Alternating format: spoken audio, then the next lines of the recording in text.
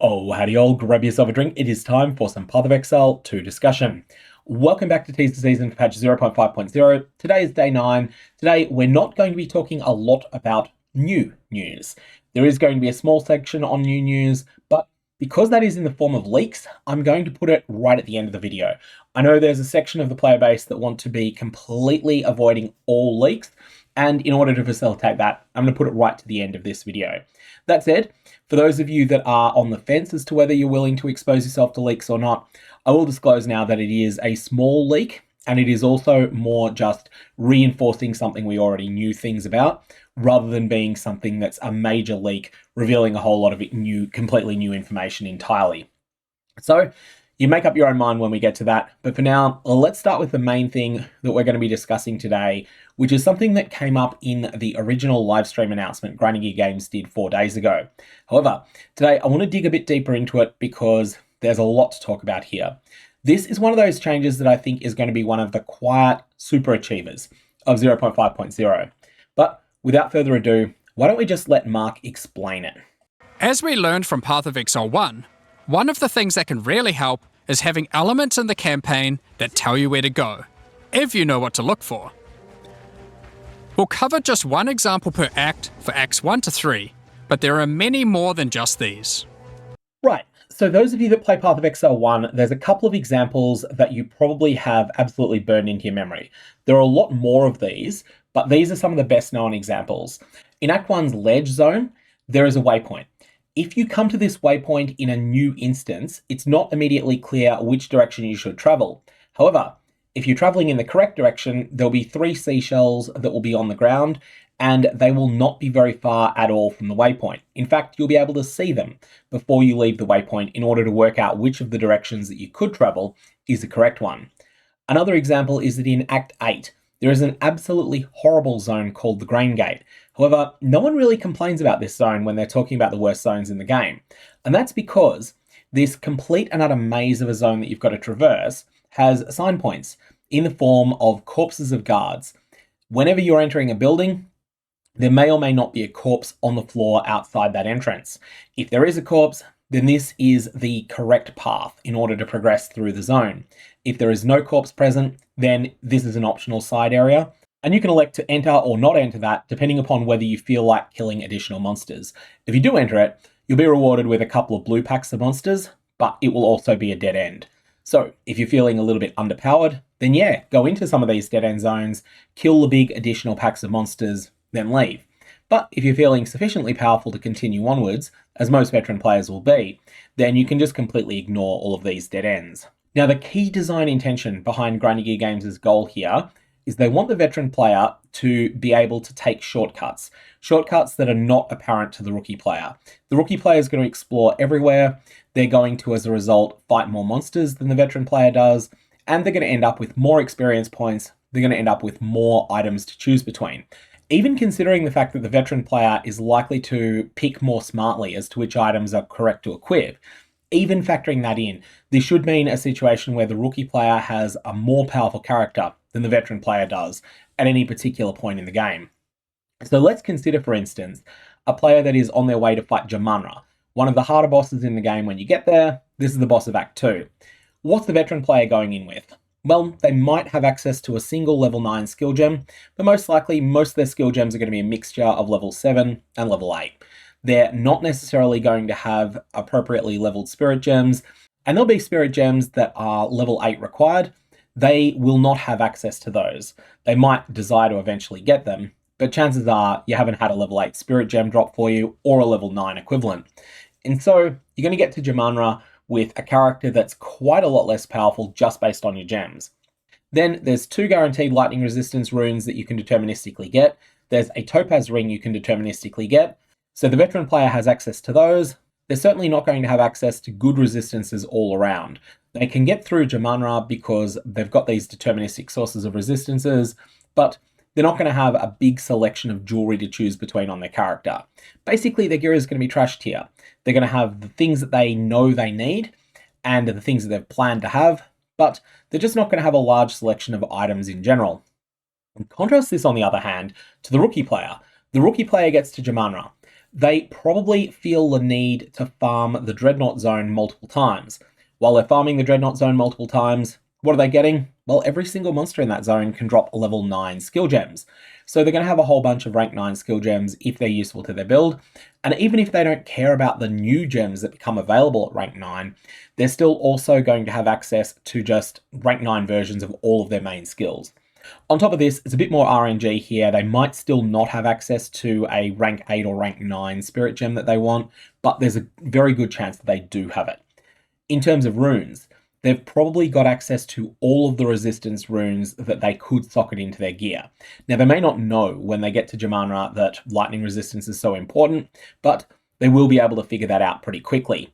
This will make up for the fact that they probably didn't know earlier in Act 2 to pick up that particular topaz ring that they have deterministic access to. The rookie player is also likely to have rare jewelry in every slot, albeit rare jewelry that might not be the right choices for some of those particular things.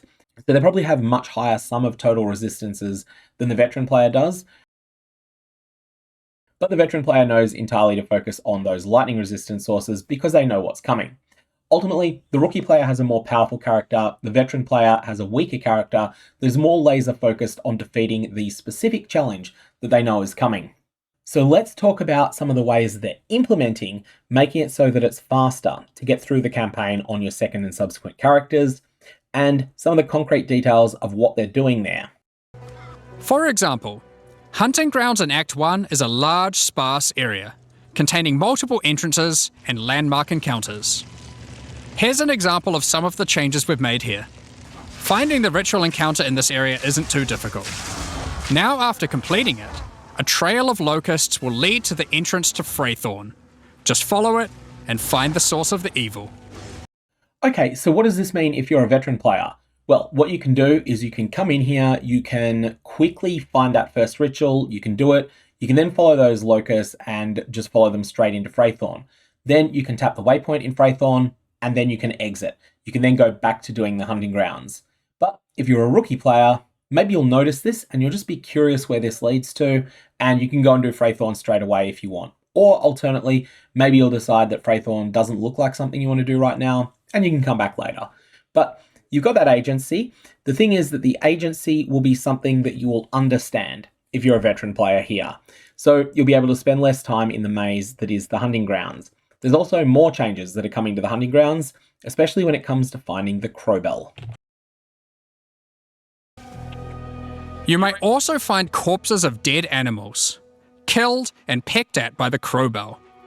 You'll notice a trail of blood leading away from them. Follow the trail and it will lead directly to the boss. We even put a signpost on the road to tell you which way to go to find Ogham Village. Right, so this is just more of those things that mean that veteran players will spend more of their time on the correct path and less of their time on the incorrect paths. That means that veteran players will get through the campaign quicker, but the rookie player will still be encouraged to spend lots of time exploring things and just finding new monsters to kill, which will make them more powerful. Right, so let's summarize what this means in Act 1. One of the clunkiest zones that exists in Act 1 is going to be a lot smoother for people who know exactly what they're doing. Past knowledge, though, knowledge that you may have amassed from 010, 020, 030, 0040, is basically all completely irrelevant because they're making it entirely new. There'll be tells in all of these zones. They're just telling you the details for this one. I think this is going to completely transform speedrunning of the acts as well, but a lot of that is going to take quite some time to work out. After this, we jump to Act 2, and here one of the more obnoxious zones is getting its own tells. This is the Macedon Badlands. Let's see the details of what's raised here. In Act 2, in the Mastodon Badlands, you need to find the Lightless Caverns and track down the Abyssal. Now to make this quicker, in the level you'll find these cracks. Just follow them, and it will take you right to their lair, allowing you to find and unlock the Well of Souls.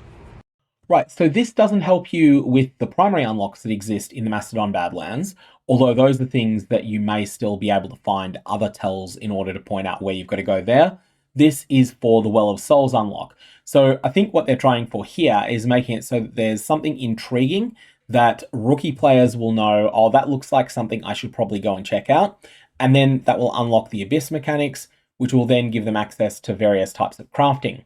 On top of that, those rookie players will also possibly spend a whole bunch of time exploring the entirety of the zone that leads to the Well of Souls, and they'll be able to kill a bunch of monsters.